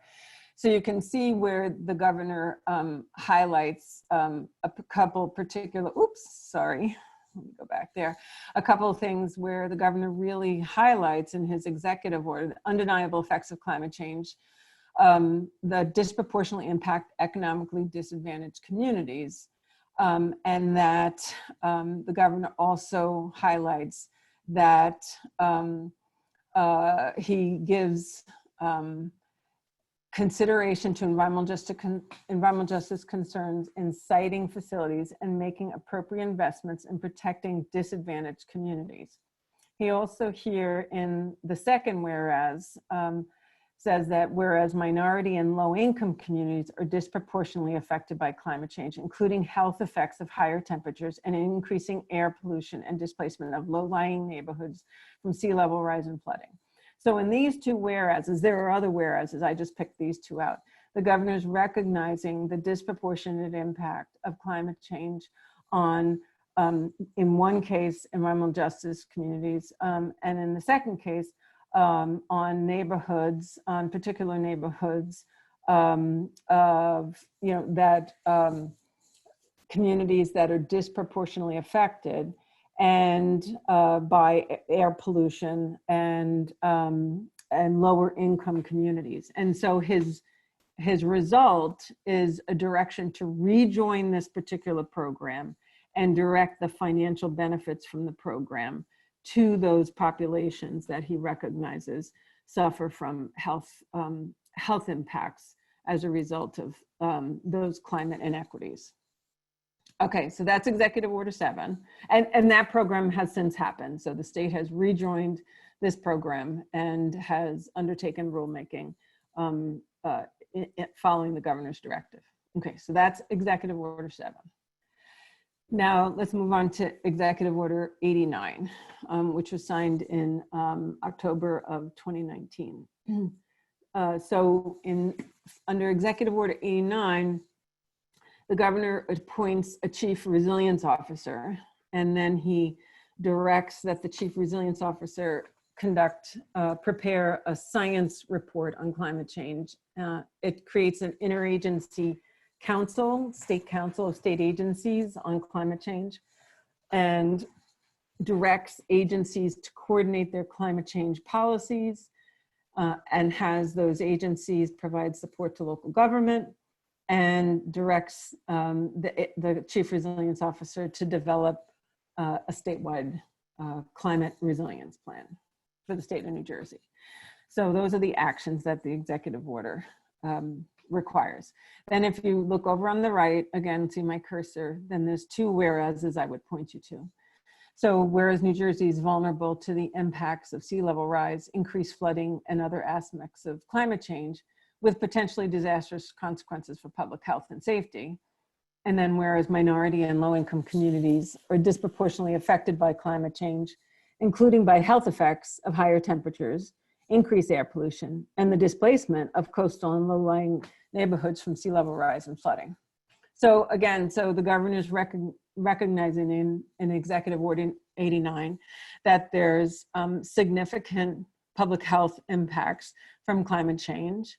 And here, recognizing the health effects of higher temperatures from air pollution, and also the health effects from the displacement of populations in coastal areas, which is very interesting. So as a result of this recognition, he takes these kinds of actions that earlier, when I was talking to you about some of the recommendations from the June 24th convening, it involved interagency work and work that involves intersecting different sectors. So where you have health working with transportation, working with environment, working with housing. So that's the nature of the work that's here, where you have multi-agency, multi-sector work happening here.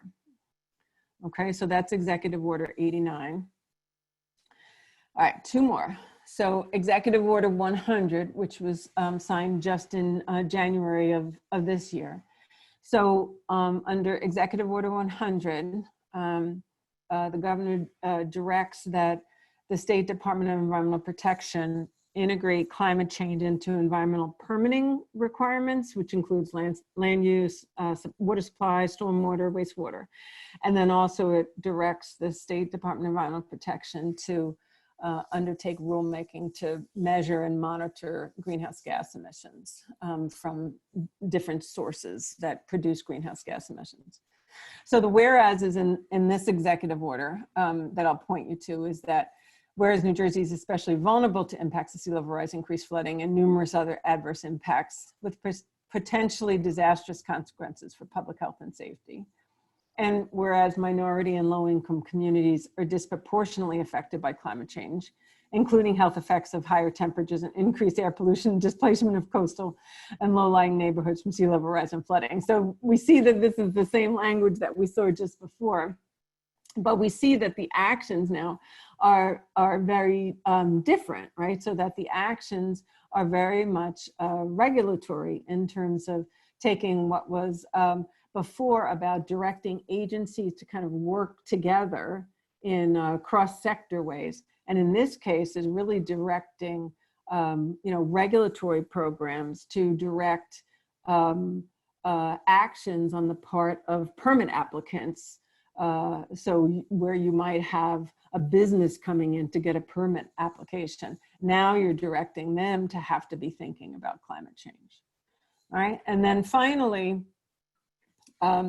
so the state's energy master plan is most, if not all states have an energy master plan, which is essentially what it sounds like, which is a plan to look long-term at the sources of energy for a state, where a state, really looks long-term in terms of where its sources of energy are, so it can plan for a mix of different sources of energy. So in New Jersey's Energy Master Plan, which was just released in December, the governor articulates 7 goals. It's a very lengthy document, so we really don't have time to go into it. But I will remind you that the Climate Change Alliance did do a rapid health impact assessment on the draft of the Energy Master Plan. These are the goals that were articulated in the final Energy Master Plan that was released in December of 2019. So among these goals, a number of these we can point to potential health implications: energy consumption, renewable energy, energy efficiency. Our health impact assessment found very significant benefits in terms of energy efficiency.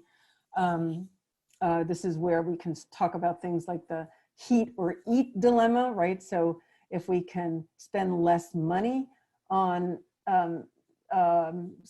dollars going to pay for heat and energy and paying our electric bill, then it means that we can spend more money on things like healthy food and taking care of our families. Energy, more on energy consumption. But what I really wanted to point your attention to is this number 6, which is this interesting concept of community-based energy planning with an emphasis on supporting participation by low and moderate income and environmental justice communities. So in the Energy Master Plan, there's this concept of developing community-based plans, which includes, climate planning. So these are community-based with lots of participation by populations that are typically don't have a seat at the table. So community-based plans that emphasize looking at solutions to energy challenges or climate challenges in a community, but addressing some of the needs of these populations. And again, in our experience, when you ask the populations that are most affected, what are the challenges that they want to face, more often than not, the answers that come back are challenges that are associated with health.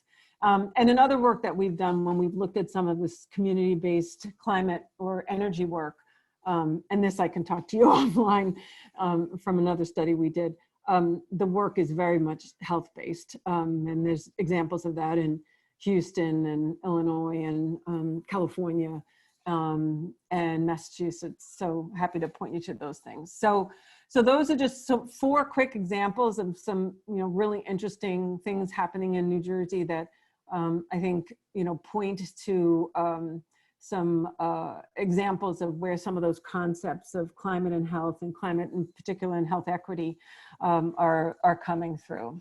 So now it's your turn, right? So the title of this symposium is Climate Change, Science, Advocacy, and Action, and we're trying to emphasize action, right? So this is not an issue of where we're talking about something that is distant, right? This is climate change as a public health emergency, and this is not where this is being said by someone outside of the public health community. This is being said by the folks within and closest within the public health community, right? The health and well-being and the very survival of the communities that we serve is in danger, as witnessed by the increased occurrence of disastrous wildfires and extreme weather events. So climate change is a public health emergency, and we're in the middle of a public health emergency now, and we know how that feels. So now the question becomes, it's your turn, it's our turn, but the opportunities are tremendous. And I would say that when we come back to, if you think back to the slide, let's see if I can find it, that this one, oops, that it is really all about opportunity. So it's your turn, but the turn is an opportunity. It's about intersecting climate change and health equity, and it creates societies that are healthier, more resilient, environmentally sustainable, and a society that's just, where opportunities are available to all and risks are equally shared. So it is our turn, it's your turn, it's our turn, but it's a turn to work together. And we hope that, and I think Juanita and I are very much on the same page, that it's our opportunity to work together, and it's an opportunity for action, and it's an opportunity to really make a huge difference moving forward. And thank you so much for having me. I really appreciate it. Thank you, Mitch, and thank you, Colleen. Well, thank you, Jeanne. That was also an incredible presentation, a comprehensive overview of how New Jersey is taking action on climate change in New Jersey. There are lots of great resources that you had for everyone to review. Some of them have been put in the chat box, so you can copy and paste those. We'll probably get some of those out to you in another way, but we've got a couple of questions here. So I'm going to just shoot away with some of them. So did COVID-19 crisis and reduced air pollution over the last few weeks make any impact on mitigating the climate change? So that's part A. And then do you believe that some of the preliminary looks at the reductions in emissions occurring around the world due to COVID-19 will make choices easier moving forward? I know that there's a lot of people in the climate change community that are spending a lot of time pointing to how everyone staying home is reducing emissions. And yes, but I also, I don't want to take today's tragedy as a victory. So let's recognize today's tragedy for what it is. All right, so it's an awful situation. And I also know that prior to this, VMT was going up. So let's recognize that this is not what we're dealing with today. It's not a solution, and we need to look at a longer term solution. Thank you. How did the researchers, I think, Juanita, this one I think is from your presentation, how did the researchers demonstrate that pollen exposure's connection to reduced immunity to respiratory viruses? What was the mechanism in the body? What causes us to be more at risk? Yeah, great question. I don't actually remember if they proposed a mechanism, and it was a combination of human and mouse models. So it should be taken as an initial step in a much longer investigation. I just thought it was an intriguing timing for that paper to come out, just as we're facing, allergy season at the same time that COVID is raging. Yeah. And, kind of a follow-up to some of the disaster, talks that you were talking about and contingency plans. How do we really prepare for contingencies, for disasters, for natural disasters occurring simultaneously? If we had something going on right now, like a hurricane going on through this time period, what are some of the things that we can do for that? Yeah, so one of the things Jeanne mentioned was a health and all policies approach, and I think that's really important, but at the same time, we also want to be planning for multiple hazards at once. And certainly we're starting to see a shift towards all hazards planning. It's just been slow to be adopted. So right now, emergency managers all across the country are frantically rewriting their emergency plans for the summer just in case. We need to be much better at proactively getting ready for these things instead of waiting until everything comes knocking on our door. Yeah, and I think there's some really innovative work going on in some places. Like I look at the state of Massachusetts that integrated its statewide climate adaptation plan into its state hazard mitigation plan. So that's really innovative.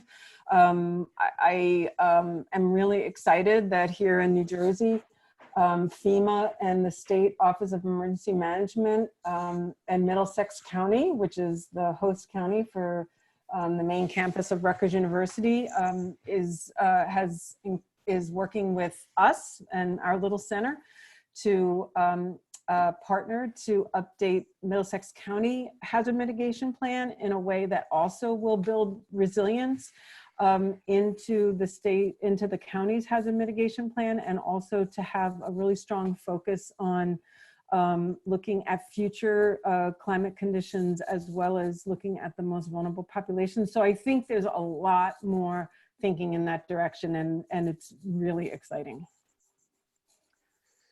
Great, thank you. Can you talk more about the impact of race and the discussion on how climate differs between different cities? Yeah, so I think there's a couple thoughts. So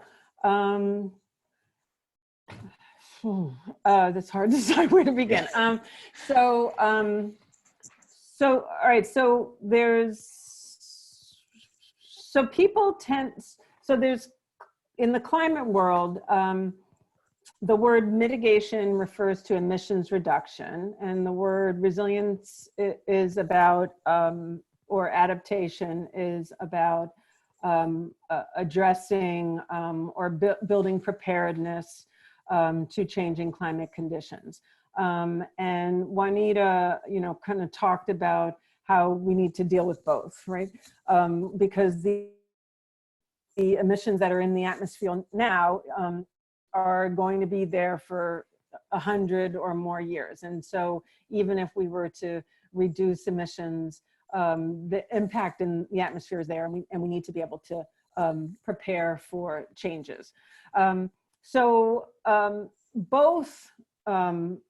of those strategies need to consider the disproportionate impact of race, as well as other social vulnerability, age, people with disabilities, people with compromised health.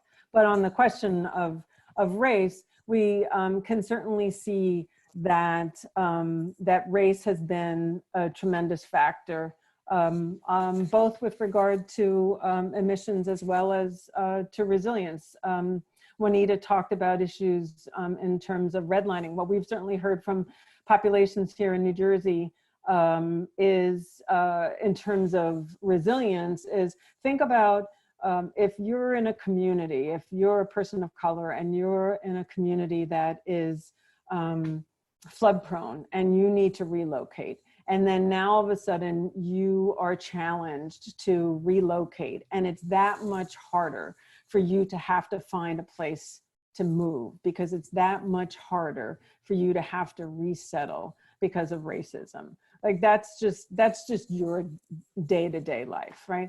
I mean, the other kinds of things that we've heard as part of some of the work that we've done is just the day-to-day struggle of racism in terms of being in a community, and whether that means not being involved in in political processes and social processes, and not being part of engagement in decision making, being cut out of processes, not being involved in planning for the community.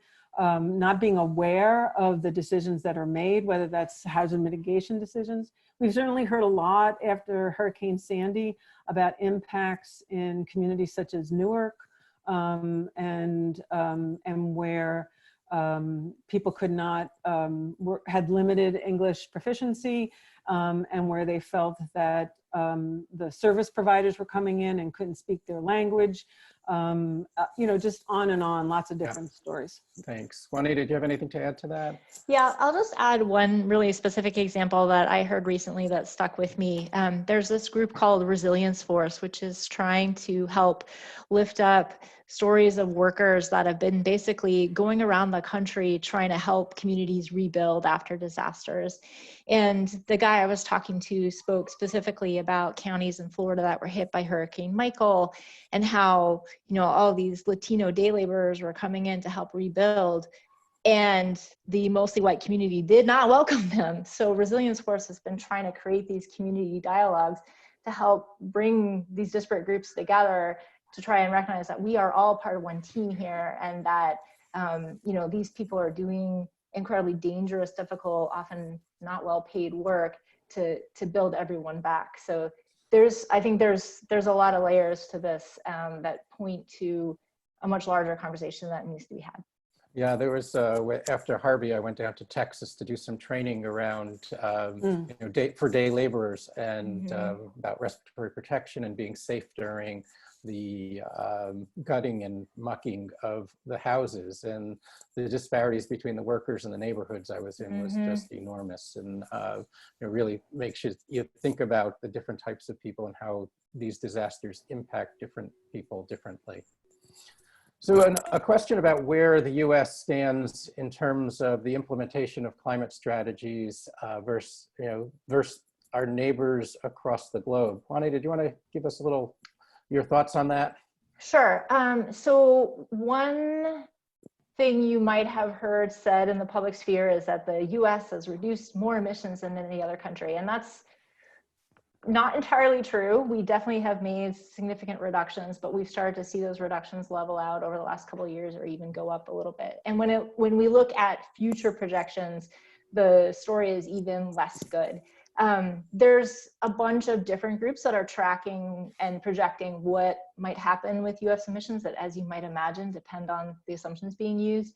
So I'd point you to that same climate action tracker that I had in my slide as a place to look at, one place to look at a possible future for the US. The Department of Energy also regularly releases projections. The point being that we still have a long way to go to get our emissions in line with a 1.5 or 2 degree future. In terms of climate adaptation, that one's even trickier, partly because a lot of things that are done in the US, either in the name of climate adaptation or not, are not labeled or tracked or put in any one database. So the Lancet Global Countdown, there's a US brief for that report that comes out every year. And they've been looking at investments in public health adaptation, and they have a dollar figure for it. It's very loose, but the upshot is that the investment in climate and health adaptation is pretty far below what it needs to be. Great, thank you. How does the impact, how does climate change impact the building and construction planning in municipalities? Lots of multiple units continue to be built without seemingly regard to climate consideration. Some are in coastal cities and continue to endure flooding. But what should we do in terms of building codes and building resiliency? Yeah, this is an area that is rapidly changing nationally and very rapidly changing in New Jersey. And if this is something that someone is especially interested in, shoot me an email and I'll point you to some information. But particularly in the coastal area, lots of states are developing lots of guidance. And in general, it's something that has been very much in a guidance kind of framework where states develop guidance. Towns can choose to use it. Some states have more than guidance, such as Maryland, or states have incentives, so they'll give grants, such as Massachusetts or Maryland, to try to really encourage municipalities to go beyond. Governor Murphy, as part of his Executive Order 100, directed his state agencies to move forward with rulemaking, and so that rulemaking, this is a relatively new executive order, and so that rulemaking would be moving forward with developing standards for development. So that is something to be keeping your eye out for. And if you live here in New Jersey, you can imagine that that is going to be quite a hot potato. So that's expected in the next 18 to 24 months or so. In the meantime, there will be, the state is expected to come out with guidance for municipalities. And also, just more assistance for municipalities. But it is definitely an area that's expected to be something where there'll be conversations about regulations. In the meantime, lots and lots of guidance. And if you're in a coastal state, more likely than not, there's some guidance for your municipality. And if you're in a coastal state, more likely than not, there's some kind of mapping tool. If you're in New Jersey, you can Google New Jersey Flood Mapper, which is here at Rutgers University, and you can play with maps for your town, and you can see what your town's gonna look like in 2050. Mitch, may I add something to Yeah, that? go ahead, Juanita. Yeah. Thanks. So one of NRDC's initiatives, which I'm not involved in, but I think is really cool, is called Energy Efficiency for All. It's actually a partnership with groups all outside of NRDC as well. And that initiative is really focused on working with building owners to reduce the energy burden on residents of low income or multifamily affordable housing. And what's cool about that is it tackles existing building stock, not just the new stuff that eventually will be built. helps reduce energy bills for residents, but then also, and reduces emissions by making these homes more energy efficient, less pollution. But at the same time, it also has the potential to make these families more resilient to heat waves, to storms, to some of the other things we've been talking about. Great, thanks. That's really good information. And you'll see in the chat box links to some of the items that you had mentioned. So kind of wrapping up the day, I've got two questions for both of you. One is, what do you think statewide public health leaders should do more of to mitigate climate change or in terms of adaptation? And then what should everybody who's on this webinar today do? Juanita, we'll start with you. All right. Well, this might sound a little bit trite, but I feel really strongly about it. Talking about climate change with your neighbors, your families, your friends, your coworkers is one of the easiest and most impactful ways you can get this started. If we don't talk about climate change, then it's really easy to pretend it's not happening, it's not important, whatever. And if we don't talk about it, we cede that decision making, that creating the future that we want, to other people instead of to ourselves. So I'd urge both state public health folks and everyone else to just really make it their mission to raise the profile of this issue amongst everyone they know. Yeah, and I have so many things to say, but That's a whole nother webinar. I'll start. Well, let me say this. I will say that New Jersey public health leaders have been tremendously committed to working on climate change issues. I'm flabbergasted at the power of the New Jersey Society of Public Health Educators.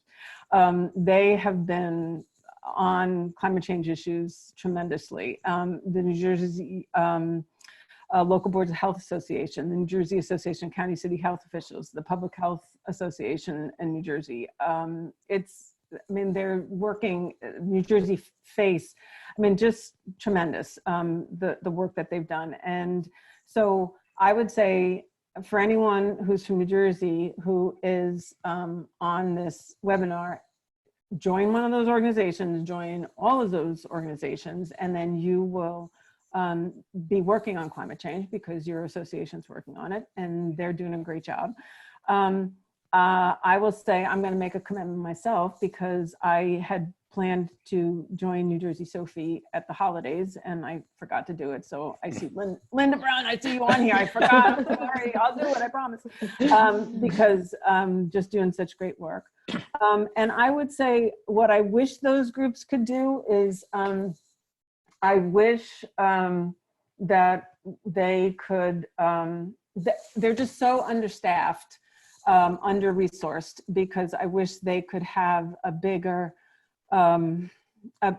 just a bigger impact. And we talk all the time about how do we get them more power, because I wish they could rule the world. But short of that, I wish they could have bigger impact, and we'll continue to try to think of ways to do that, because I really think that they have the opportunity to have a big voice on this, because they have such integrity. So. Well, thank you so much. I think we'll wrap it at that. I want to thank everybody for your participation today. You know, we had over 300 people on the Zoom and over 30 people on the Facebook watching in. So really thank you very much. Reach out to our speakers. Their emails are up on the slide here. Again, you know, throughout the chat, there were resources that were shared, so please do that. And please take a moment to do the evaluation. You can either scan your phone at the QR code here. There's a URL in the box, and I think it's been posted in the chat box. It will also be emailed to you, so if you want to think about it, you know, you'll have that opportunity. And again, our program will be posted on our YouTube channel. All our social media is at Rutgers Training, so please look for that.